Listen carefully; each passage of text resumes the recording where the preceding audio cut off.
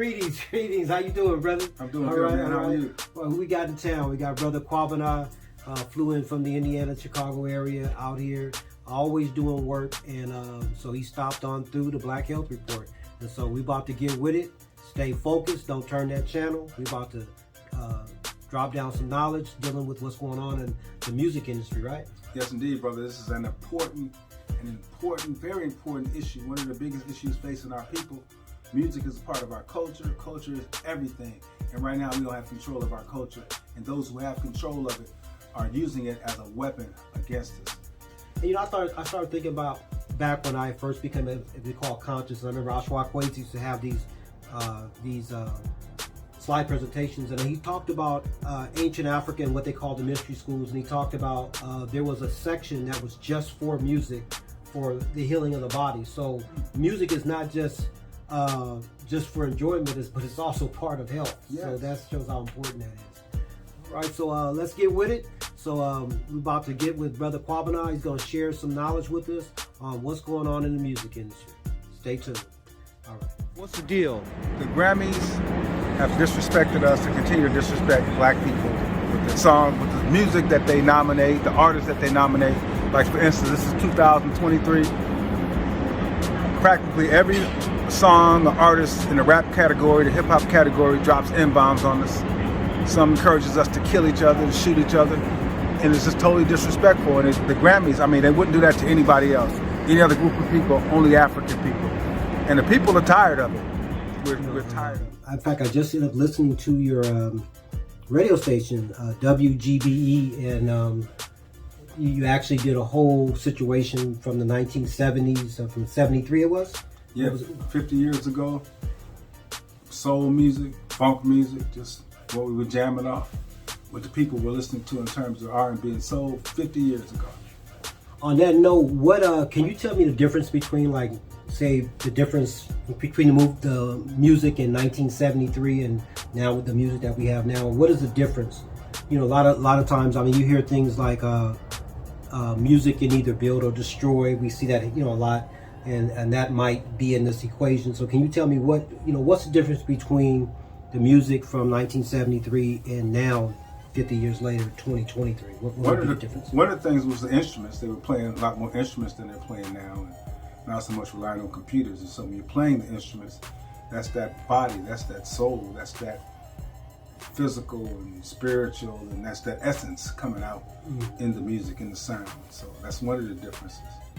The others is the lyrics. The lyrics back then were fun lyrics. If you can hear the show, it was love lyrics. It was the things that would teach us about, life, about love, about how to handle situations in love. And, a lot of it was provocative even back 50 years ago. But it was, again, it was teaching us about love and having fun and things that were happening. But something, I remember growing up in Compton, we had KGFJ and KGLH, and when we listened to some music, the whole family just had knowledge of the same songs. Whatever was a hit song or the number one song, the whole family knew about it because it was a kind of a song that everybody could listen to. But like you said, sometimes we did have some songs that were not for children, but they kept them away from children, right? Yeah. Even though we got a chance to hear them too, Yeah. I mean, like I just say right now, there was one song we played was "Pillow Talk" from Sylvia, the sister that really started the first recording of rap on record. But Sylvia's cut "Pillow Talk" was definitely very provocative, and so we did hear it. We heard "Let's Get It On," "Come Get to This." We heard a few songs that were dealing with some provocative issues, but that's part of life too. And that's how do you respond to those that say, "Well, it was bad then and it's bad now"? So what's the difference? Is it worse now, or what's the situation between? Like, for instance, sometimes I know Pop and Pat, he talks about, during Prince era and during Vanity 6 era, there was a lot of things going on at that time. So how can we criticize? Or is there really a big difference between that and now? What's so important with us being able to take a handle on the music right now? If there was, is it more not the provocative, but is it more or less the the violence that's going on in our community that might be, attached to it? With, what would be our main concern about the music now if we're comparing it between now and then, and both of them have provocative songs? Well, I'll mention 3 songs that were out there. There were a few more, but what we're talking about now is that you can keep going on and on until you don't stop talking about songs that with provocative, not just provocative, but perverted, disrespectful, just lewd type stuff that they play today. Today is straight like porn, that they push to the masses of our people. Hardcore porn. We used to say it was softcore, but right now a lot of that stuff is hardcore porn. And even at that time, like you said, we were all able to listen to the music, but a lot of the music was really for adults. This stuff today that they're pushing with this madness in it, with this porn in it, they target the children with it.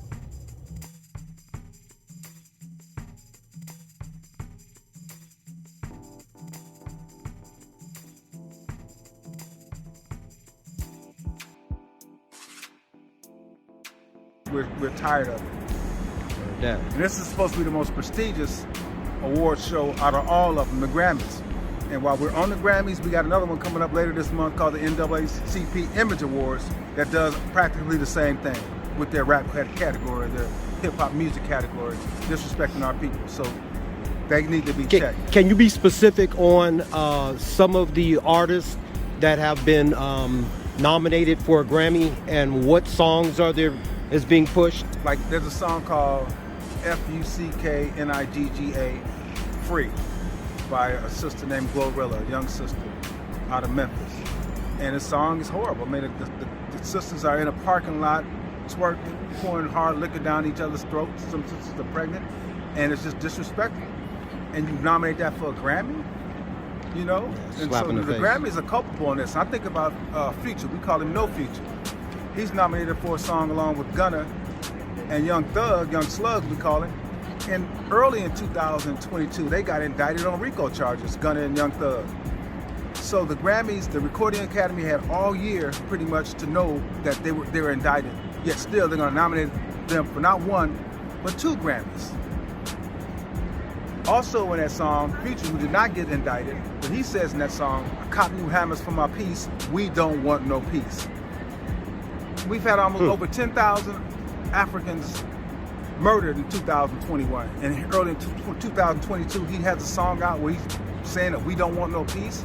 So the Grammys should be ashamed of themselves. And early in the year, even Saturday Night Live had that performance live, telling the whole country on Saturday Night Live. Well, one of the things that I saw, I remember when I moved from Compton, we moved to San Diego.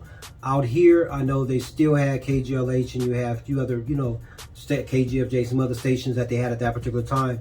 In San Diego, we had 92 Star 5, and actually Willie Morrow had black man owned the station. Matter of fact, the pack, that Pickcomb, the Morrow Pickcomb, that was his, he had products and stuff. And anyway, what happened was, it was in the, I want to say, in the early 80s, we started seeing a lot of these stations started coming out in the black community, not only in San Diego, but also even in LA. And what it would be is these stations would come out and they would play with no commercials. They would just have all your hit songs in a row. All those hit songs that they knew everybody liked. Who can do that? Who can play all these songs with no commercial but billionaires, but those that actually can change things. And it seemed like when that happened out in San Diego and out here, we had that same situation where now you have some other people that are controlling our music and the artists, and so they can push whatever agenda they want. I can't think of the act, but there was some act that came forth that required that these licenses be granted to minorities or to so-called black buyers or minority buyers. And when that occurred, they were able to buy up a lot of stations, but then there was like a 2 or 3 year limit that they had to keep the stations. And so instead of these Africans keeping these stations where they would have control and be able to control the messages and the music going to the people, a lot of them sold out. And maybe because of reasons why they felt they couldn't afford it, but the thing was that we had a little control for a little while over what our children, what our people were hearing. And a lot of them sold out, and that was unfortunate.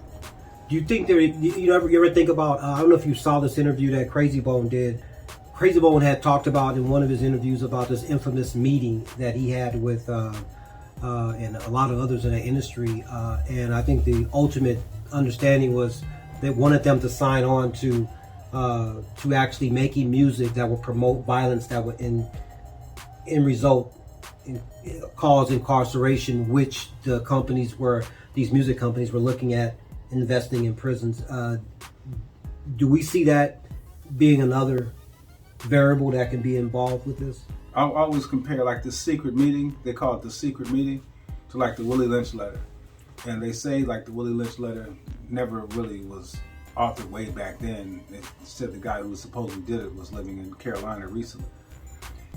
But if it was or if it wasn't, the results were still the same. If the secret meeting happened, or how they described that it happened, the results were the same. The increase in the number of people in the prison, and this prison industrial complex, increase, and the music that's being played, it encourages the masses to do things that are going to put them in prison, in this prison industrial complex, to make money for them. So there's a direct correlation to that. Can we be specific? I know I like beating around the bush, and I know you don't either. Can we be specific on maybe some of the things that's out right now, like some of the songs that are right in our face right now, that maybe some of the parents that are listening right now, or some of the older people listening right now that are not in tune with what's in those headphones that our youth are listening to? Can you tell us what is being fed to our youth? Some things right now that you could be really concerned about, or we should be concerned about? Songs like Throat Babies. There was this #1 song in the country that talked about throat babies.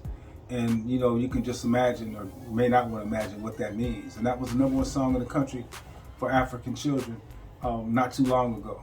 There was a song I heard the other day where the rapper Lil Wayne said that he never thought he'd leave his kids, but he left them in her mouth. You just heard this on the radio the other day, a song with him and NLE Chopper. And the chopper, of course, is a gun. Well, this rapper is rapping about he's going to take the switch, and what he does with the switch is another word for gun. There's so many of them. But take the switch, and you got to pick your homeboy out with a bag. So, it's a body bag. So he's killing them, and that's in the chorus of the song. There's a song that's I talked about it the other day on the radio, called Back in Blood, where the rapper says in the chorus, I ain't got nowhere to go. We done shot up everywhere they was. And I was thinking about how these youth get together in downtown Detroit, areas in Chicago, and other places, and go out and just get to wilding. Because they ain't got nowhere to go, because they done shot up everywhere they was. They can't go to the skating rink, they can't have little parties, they can't do other stuff, because they done shot up everywhere they was. And that kind of remind me of the brother basketball player Crenshaw that actually just passed away at a party that took place in a very sad situation to see promising youth, because apparently he was going to be a rising star. Wow, like a Ben Wilson situation in Chicago back in the day. Wow. Yeah, that just recently happened here a matter of weeks ago. So I think about like we had, I think it was 14 people shot at a Sweet 16 party just west of Atlanta. I believe that was back in March. And then not too long after that, a Sweet 16 in Dayesville, Alabama. Have you ever heard of Dayesville, Alabama?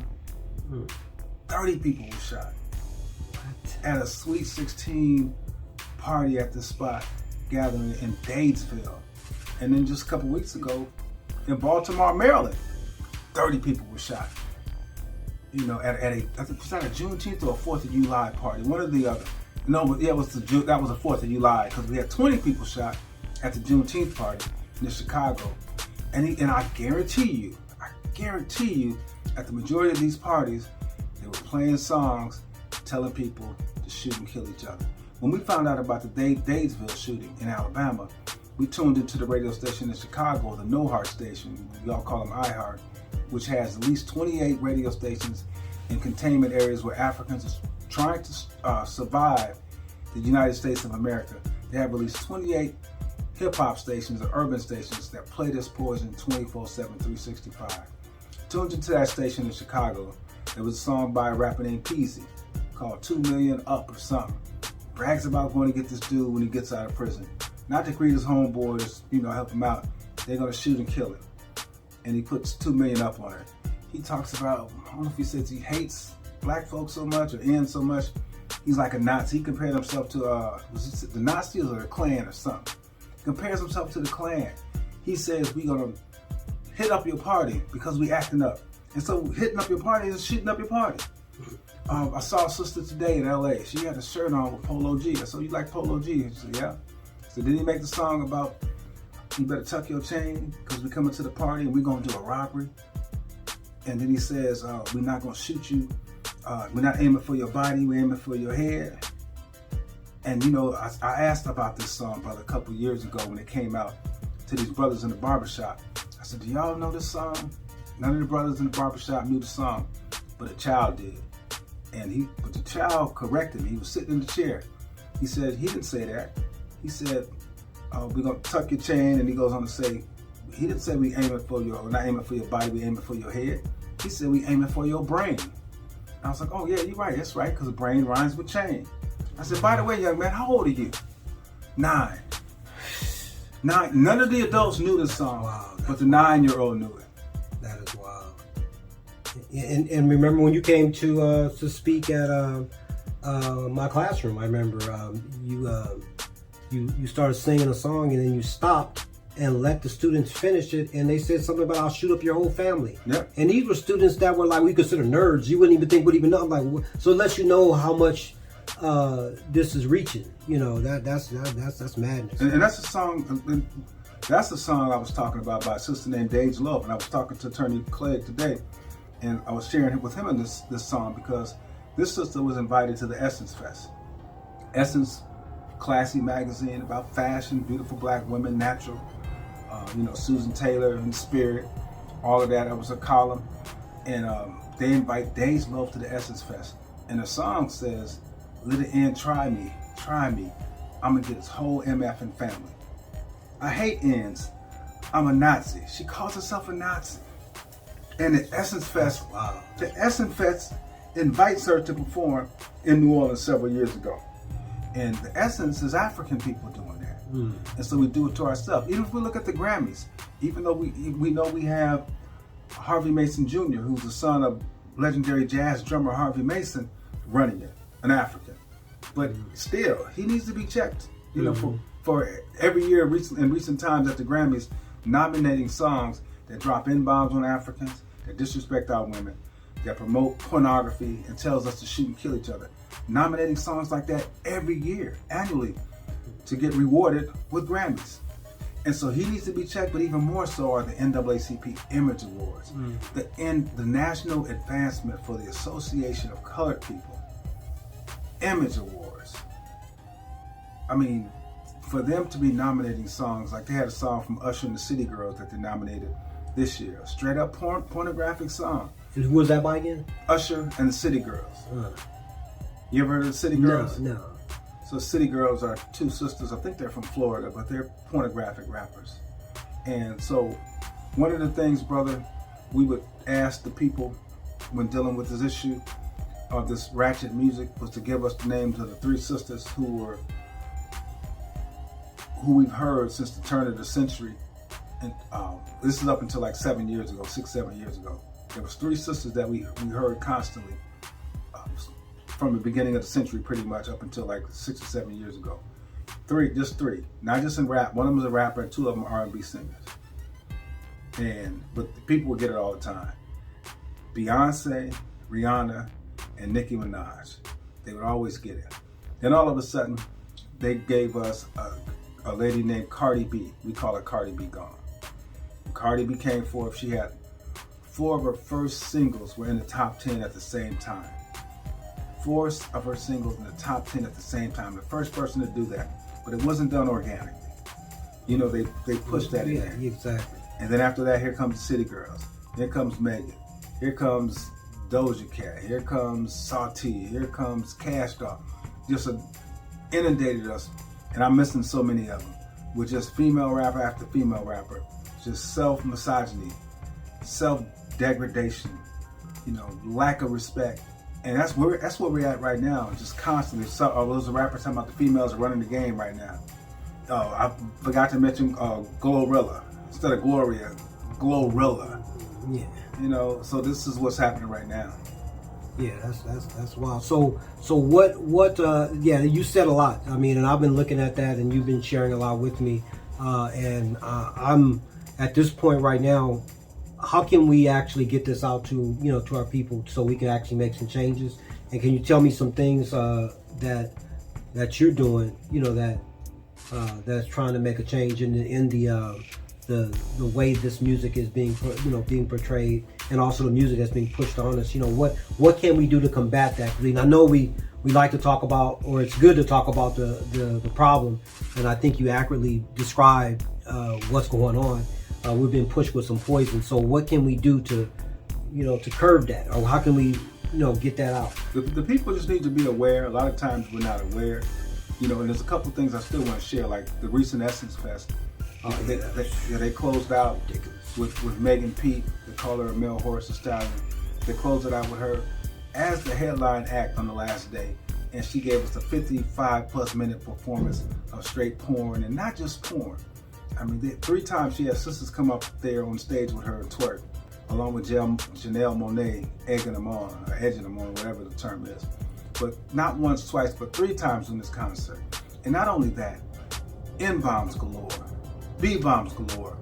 I don't know if I can say it, eat my, S my, constantly.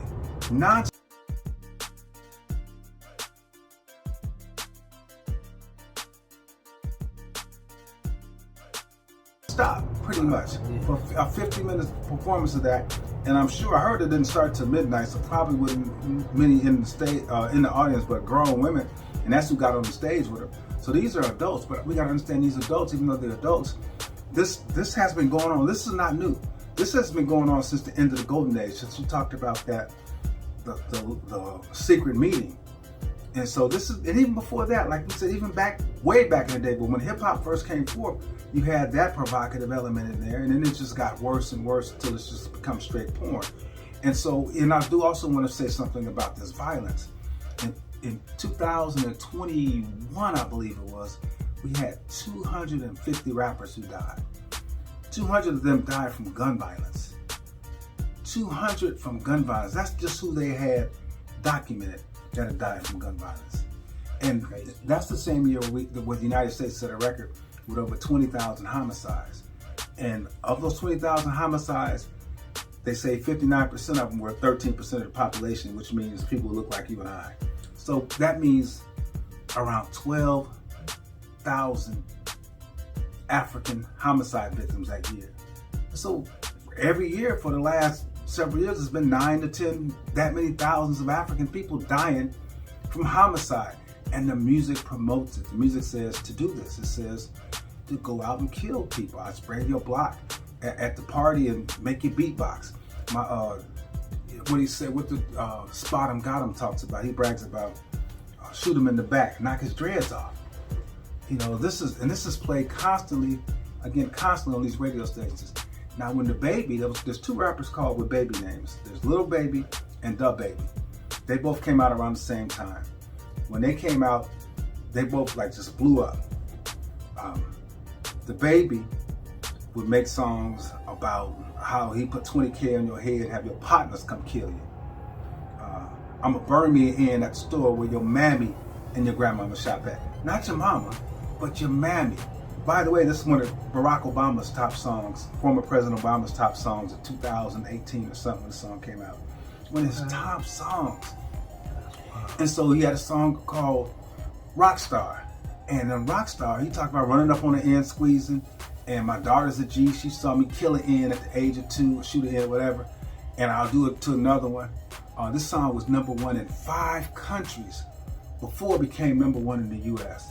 5, so they globalizing this crap. Yeah, that's great. Now, however, when the Baby was at this event, one of the Rolling Loud events or something, so in between songs, he says something ignorant and crazy about homosexuals. And so they heard it and caught it, and now we don't hardly ever hear the Baby anymore. He was all this talk about shooting ends and killing ends and disrespecting our women and the girl hopping out the bed and here come her friend or whatever, just all that was okay. Calling our women B's and H's. He's had one song where he said, I piss in the cup and tell her it's lemonade. Playing that on the radio. All that was fine, disrespecting us. But when he said something in between the set about the gay community, he's pretty much canceled. This concert only sold 1,400 tickets. And so we hardly ever hear from him anymore. So I just wanted to say a little bit more about some of the issues with this.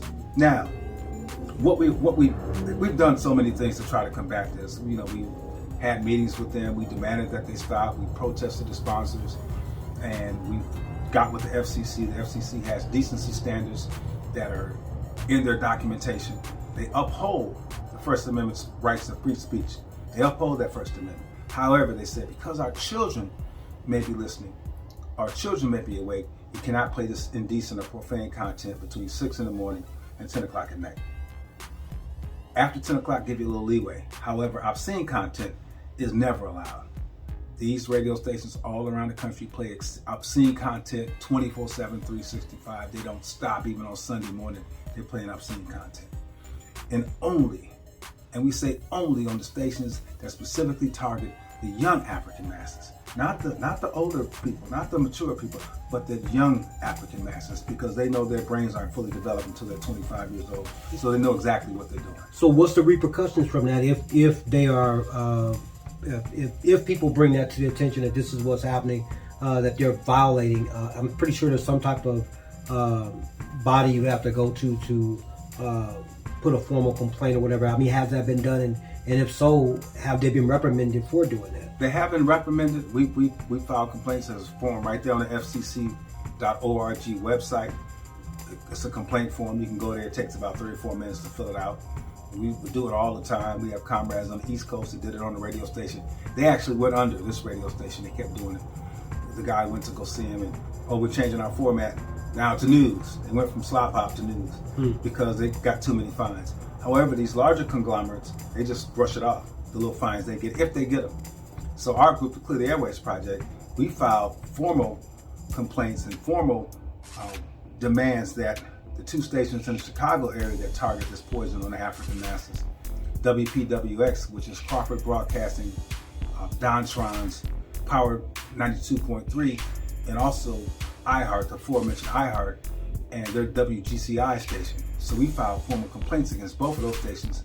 One, to remove the license of 92.3 for violating these FCC regulations, and also not to renew the license for the iHeart station, the WGCI station. Their lawyers had to respond. They did respond, and we responded back. It took the FCC, the Federal Communications Commission, people talking about calling in the feds, well, we use their own laws to try to get this attack off our children and our youth. And it took them over 9 months to respond to our complaint on the Crawford Dontron station. And Dontron Crawford station, by the way, that Power 92.3, if you look at them, they're basically a conservative Christian talk station. If you're in Alabama and you listen to a Crawford broadcasting station, they're broadcasting Matthew verse 14, line 9, or however you say it about the Bible, and some verse from the Bible. They're playing conservative talk radio with all these conservative views. However, when you come to Chicago and their station that targets the young African masses, it's about killing people. It's about amen. I'm finna kill ends in the building. Amen. It's about preach. I don't trust nothing but my Glock or but my gag. That's what they play for the young African masses. The same conglomerate that pushes conservative talk and Christian music. All we get is God from Young Jeezy. We get Preach from the now dead, killed in Memphis, Young Dolph. We get Sanctified from Kanye, and I think Kanye and Big Sean did that one. We get Blessed, another one from Big Sean, and we get Amen from Meek Mill. Those are the religious songs we get on the station that targets young Africans.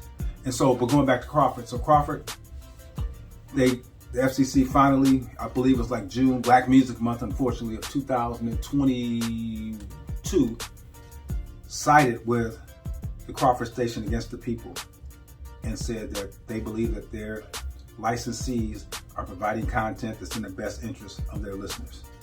Like having Throat Babies as the #1 song for our children. That's crazy. As in the best interest of our listeners. That's what the FCC did.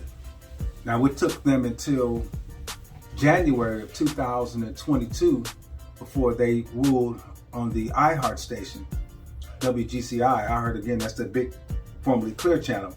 They're all around the country. And by the way, iHeart, at the same time they're pushing this poison on the masses of our youth all around the country, they run the Black Information News Network. So they control the news that's being pushed to the Black community also. That makes sense too. That's crazy. And so I know we always talk about the music that we don't like. Now, can you tell me some things that's happening? I think you're going to be doing some things very shortly as far as some type of showcase where you can actually showcase some of the things that maybe we can start supporting some of these artists that are doing something positive. So can you talk a little bit about what you're doing on that? Yeah, we're having our part of the Nubian Leadership Circle, and we have several cadres within our organization, our circle, and one of them is arts and culture. And part of the arts and culture cadre, our work project was to form this elevated arts and culture collective, and so we are promoting and pushing the arts that uplift the masses, and we pledge not to support or push any content that demeans and degrades the African masses. So one of the things we're doing is we're having a showcase of a lot of these artists who are part of our collective. Okay. And it could be in singing, rapping, poetry, it could be in the graphic arts, it could be in the visual arts, it could be painting, sculpture, arts that that really promote and push the positivity in our culture and promote the good things in our culture.